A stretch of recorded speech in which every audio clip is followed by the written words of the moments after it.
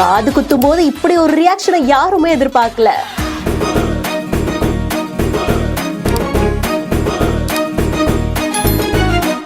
இல்ல கியூட்ல அப்படின்ற மாதிரி தாங்க இருக்கு.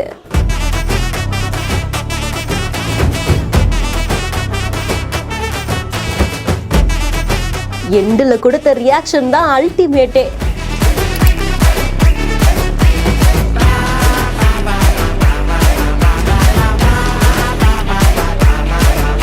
பொதுவா காது குத்தும் போது எல்லா குழந்தைங்களும் அழுவாங்க, அழாம இருக்க பக்கத்துல இருக்கவங்க வாழைப்பழத்தை வாயில வைப்பாங்க, இதெல்லாம் நமக்கு தெரிஞ்ச விஷயம் தான். ஆனா இந்த குட்டி பையன் கொடுத்த ரியாக்ஷன் நிஜமாவே வேற மாதிரி இருக்குங்க.